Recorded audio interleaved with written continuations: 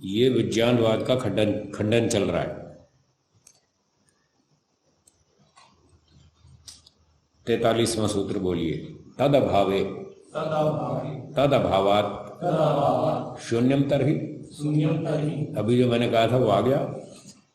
सिद्धांति कहता है, दूसरी आपत्ति उठा रहा है कि एक तो प्रमाणों से वस्तु सिद्ध हो रही है, तो तुम्हारा कहना गलत है कि सिर्फ ज्ञान मात्र है। वस्तु सिद्ध हो रही है, दीवार में सर टकराओ पता चलता है, चोट लगती है, इसका मतलब वस्तु है। भूख लग खाना खाते हैं, भूख मिट जाती है तो पता चलता है वस्तु है।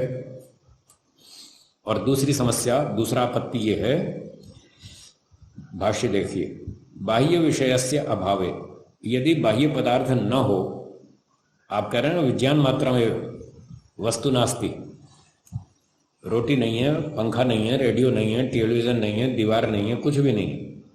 यदि वस्तु नहीं है तो तस्य विज्ञानस्य अभाव अन अनुभवो भवेत्। जब वस्तु ही नहीं तो ज्ञान भी नहीं होगा। ज्ञान किसका? फिर ज्ञान किसका? वस्तु तो है ही नहीं।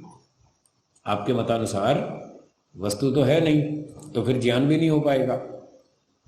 तर्हि शून्यम, फिर ये रिजल्ट आएगा, तदा शून्यम प्रसज्यते, फिर तो शून्य होगा। तस्मात् न विज्ञान मात्रम, इसलिए केवल विज्ञान मात्र नहीं है, क्योंकि हमें जो अनुभूति हो रही है वो शून्य की अनुभूति नहीं हो रही। हमको रोटी, कपड़ा, मकान, कार, बंगला, सब चीजें अलग अलग दिख रही हैं, शून्य का। जब अलग अलग अनुभूतियां हो रही हैं, इसका मतलब वस्तुएं अलग अलग हैं, और वस्तु है तभी तो अनुभूति हो रही है। तस्मात् न विज्ञान मात्रम, इसलिए यह कहना गलत है कि केवल विज्ञान मात्र है। वस्तु स्थित्या भवितव्यम एव, वस्तु की सत्ता भी होनी ही चाहिए, तभी तो अलग अलग ज्ञान हो रहा है। अतश्च बंध कारणस्य अन्वेषणम तु कार्यमेव, इसलिए बंधन का कारण तो खोजना ही चाहिए। बंध भी वास्तविक है, उसका कारण भी वास्तविक है, उस बंध के कारण को ढूंढो और कारण को हटाओ, बंधन हट जाएगा, हमारी समस्या हल हो जाएगी, 3 दुखों से पार हो जाएंगे। इसलिए सब कुछ वास्तविक है, पदार्थ, सच्चाई तो यही है। अगर ये पदार्थ ना हो तो फिर शून्य होगा। ठीक है, अगला पूर्व पक्षी आ रहा है ना अगले सूत्र में, वो कह रहा है हाँ हाँ बिल्कुल ठीक कह रहे हो आप, सर्वम शून्य में अस्ति। एक और नशे में, भांग के नशे में बोल रहा है। चलो बाद में देखते हैं, इसका सूत्रार्थ लिख लीजिए पहले 43 का। यदि वस्तु न हो, यदि दीवार, रोटी, कपड़ा, मकान आदि वस्तु न हो,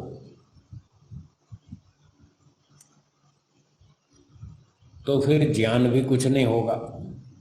सिद्धांति बोल रहा है तो फिर ज्ञान भी कुछ नहीं हो, तब तो शून्य की अनुभूति होनी चाहिए। जब वस्तु ही नहीं तो ज्ञान भी नहीं।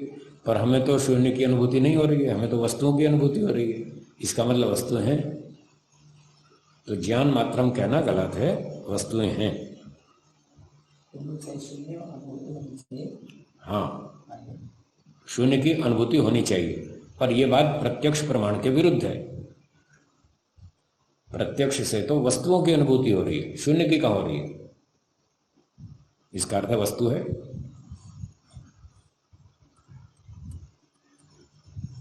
तो ये क्षणिकवाद का खंडन हो गया, विज्ञानवाद का खंडन हो गया।